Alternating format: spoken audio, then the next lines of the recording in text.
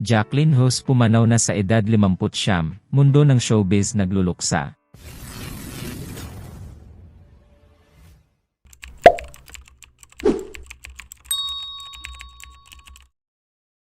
Pumanaw na ang premyadong aktres na si Jacqueline Jose sa loob ng kanilang bahay sa Quezon City. Wala pang inilalabas na mga detalye ang pamilya ni Jacqueline hinggil sa tunay na dahilan ng kanyang pagkamatay. Naglabas ng official statement ang talent management ng aktres na PPL Entertainment ngayong gabi hinggil sa nangyari. It saddens us to inform everyone of the untimely passing of Miss Jacqueline Jose, real name Mary Jane Gok. More details will be shared as soon as they are available. The Gok and Agenman families are requesting for everyone to please pray for the eternal repose of Miss Jacqueline Jose and for them to be allowed the respect and privacy to mourn her passing and navigate these difficult times. Pero habang sinusulat namin ang balitang ito ay nagdatingan na ang mga operatiba ng Scene of the Crime Operatives o SOCO sa lugar kung saan natagpuang patay ang veteranang aktres. Base sa mga nakalap naming balita mula sa mga taong nakatira sa kaparehong village kung saan naninirahan ang aktres ay sarado at may yellow tape. Tape nang nakalagay sa magkabilang dulo ng kalye. Ang kwento sa amin ng taga roon base sa narinig niyang usapan, kahapon pa pala patay si Jacqueline, noon nang nagdatingan na ang mga pulis nangingitim na siya. Say naman ng isa pang kausap namin, nagpaalam yung katulong niya nag-day off kaya mag-isa siyang naiwan sa bahay. Ang hirap pag nag-isa sa bahay, lalo na kung may edad na. Nakita naman ng mga taong nasa scene of the crime na dumating na si Coco Martin, ang direktor at producer ng seryeng FPGS Batang Quiapo, kung saan kasama si Jacqueline bilang si General Dolores Espinas na namamahala sa kulungan. Namataan din si Cherry P. Picache sa lugar at kausap si Coco at ang iba pang naroon sa bahay. Sinagot kami ng aming kausap na napamura pa, hindi ito promo.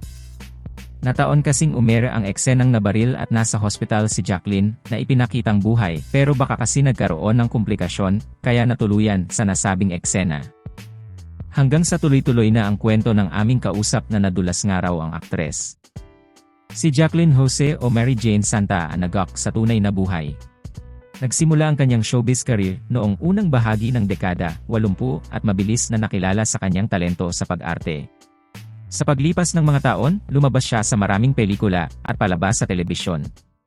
Ilan sa mga nagawa niyang pelikula ay ang Private Show, 1985, White Slavery, 1985, Itanong Mo sa Buwan, 1988, Machete ay, 1974, Sarong Banggi, 2005, at Ma, Rosa, 2016 na.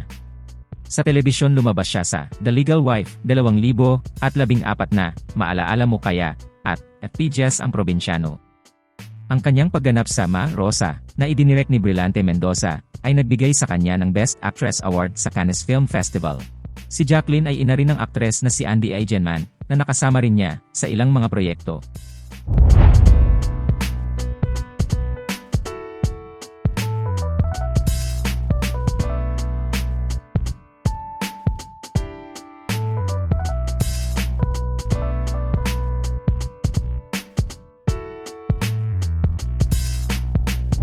Kami nang napatunayan si Andy sa akin na tama siya eh. Ah, talaga? Oo. Kaya yung tingin nyo kay Andy parang talagang sobrang mature. Oo, mature. Tsaka nahuhusayan ako sa kanyang talino. Ina-admire ko yun sa kanya.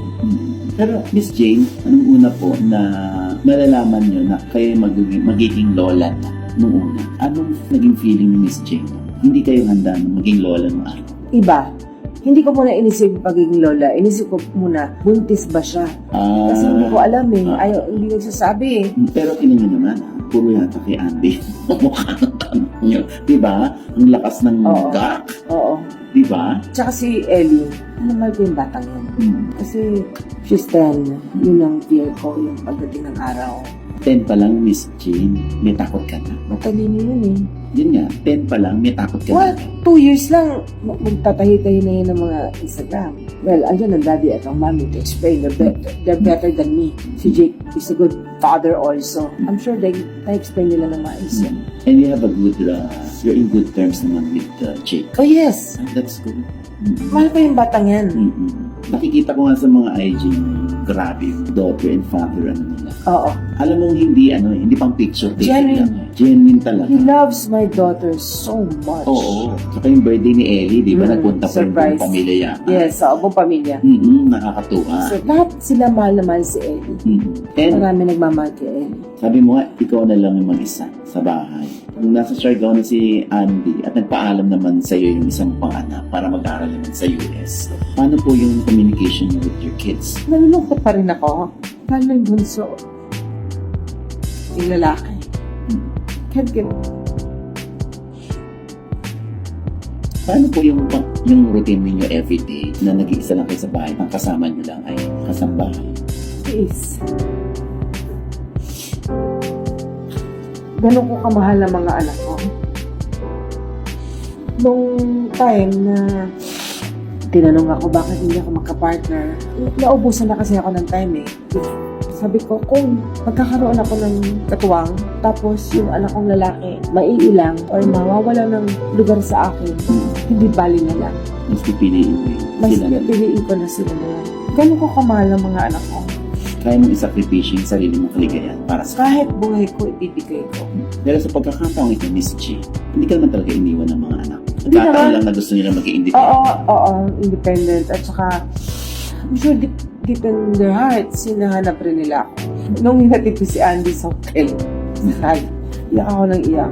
Kasi parang, kailan ko na naman kayo makikita. Special ka kasi sa Siargao. Yeah, but you know, my work is requiring so much of my time. Hanap ako, sabi ko na hanggang malakas tayo magtrabaho. Kasi baka dumating yung time, hindi na natin kaya. Lalo na kung nag-iisa ko, sino mag-aalaga sa akin? Hindi ako mag-iipon. Maalagaan ka ba ng ipon? Miss G? Diba, iba pa din, diba, pag ang presensya ng taong gusto mong makita at makasama? Oh, talaga. Nung na-hospital ako, sinabi ko sa ito na mag-file ako ng 2 days. Wala akong ginawa kung umiyak. Kasi ganito pala ako. Ang hirap ng mag-iisa. Bakit gusto mo pa rin magtrabaho? Meron bang Sa mga anak. somehow, makalimutan mo maging malungkot? Well, nakakatanggal din Nami-miss naman. mo yung- Oo.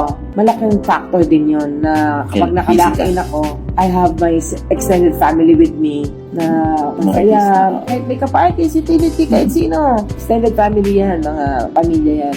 Nakakalimot ka, nalilibang ka. At nauubos yung panahon kasi 2 years pa yung anak ko. 22, 23, 23 tapos siya. Ang takot ko yung baka hindi na umuwi. Yung anak mo si Gwen, dahil may girlfriend. Oo. Pero nauuso ngayon, Miss Jane, yung may mental health issue. Yun na nga. Si Miss Jane ba ay dinapuan na rin? Oo. Really? Yes. Ano? Alam mo, umiiyak ka naman ng dahilan. Anxiety, depression. Sad. Bakit umiiyak kung walang dahilan? Kasi minsan di mo naman sila naiisip. Bigla na nagtutuloy luha mo. Tapos, you are depressed. You just don't know. Kaya ka sa kama. Nung paghatid ko, kailangan din may dahilan yun. Kasi papunta pa lang doon, umiiyak na ako. Nakamask lang ako. Nila nakikita. Pagbaba, nakap ko, iyak ako ng iyak. Pero no sound. Pagsakay ko sa kotse hanggang pagbalik ko ng bahay, it was so low. So, understandable. Alis sila yun. Sila alam ko kailan makikita ulit. At merong mga insidente na wala naman reason. Kung bakit ka? Malungkot. And at the same time, meron din kayong masyado ba kayo mapag-isip? Yung Yes! dami-dami laman ng isip niyo. Oo. Kaya gusto magpahinga ng utak niyo. Pero Yes. hindi rin kaya. Ayaw. Na-insomnia rin ako. Talaga. Oo. Ang dami-dami pumapasok sa isipan ko. At ma-worry ako na tao. Pag hindi lang nag-text yung bunso ko. Ano kaya nangyari? Mamaya, may nakapaaway or what. Kahit hindi mo i-entertain. Papasok at papasok. Kahit kila Andy. Ano na lang ang dasal ni Miss Jane? Ang panalangin ko ay huwag magkasakit ng mga anak ko. At ako, lagi silang gabayan ng ama na huwag panghinaan ng loob. Maraming mga problema ngayon, mga mental issue na yan. Natatakot ako na baka mamaya kung ano yung bunso ko. Or anyone is afraid of that. Even Andy is afraid of that. Kasi that is beyond our control eh. Ito hindi kasalanan ng lahat yan. Yung social media. Kung may advantage yan, mas maraming disadvantage yan. Kasi yan ang nagko-conduct ng brain natin eh. Pag hinayaan natin sila to go into your mind, kasi sila yung mananalo, mali na, tama pa rin eh. Hindi tayo pwede makipag-compete sa social media. Kaya kawawa yung mga bata. Kaya ang panalangin ko ay huwag magkasakit ang mga anak ko at maging maligaya. Mabuhay ng normal, mabuhay ng tama. At ikaw din, Miss Jean, kasabot ka magkasakit. Oo nga. Hindi mo alam, kung ikaw nagkasakit, yung mga anak mo naman at mga apo mo nag-aalala. Kaya dapat talaga ang din ng sarili. Thank you. Diba? Anong message mo kay Jacqueline Jose? Maging matatag ka. At malungkot. Maging matatag, huwag malungkot. At umiti paminsan-minsan. Normal na sinasabi nila na irespeto ang magulang. Yung respect sa kids naman.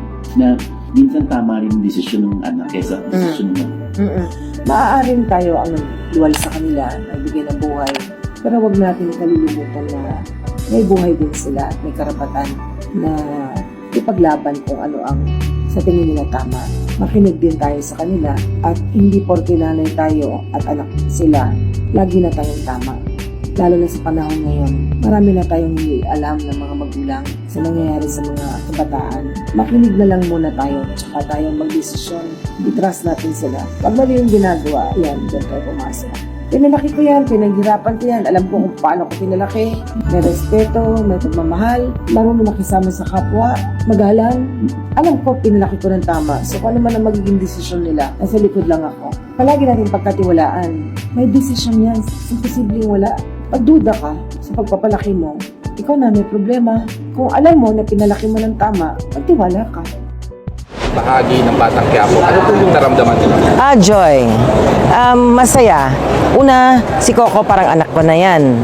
Ang unang pelikula niya ay kasama ko. Masahista nung araw, matagal na ang panahon. At mula noon, hindi naman kami nagkaroon ng nag-lose contact.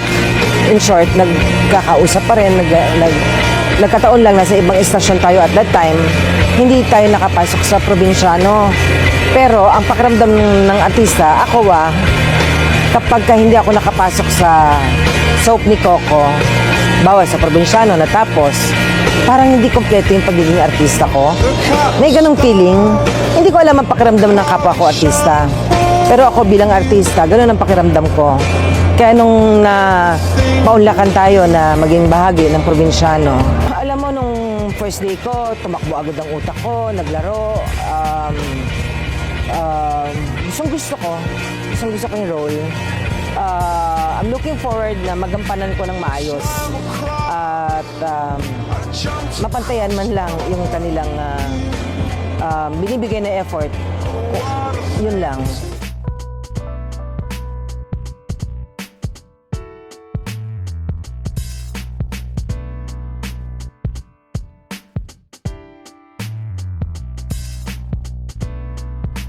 So hanggang dito lang tayo mga tol. Maraming salamat sa panonood at patuloy na suporta. God bless you sa inyo lahat at hanggang sa muli. Paalam!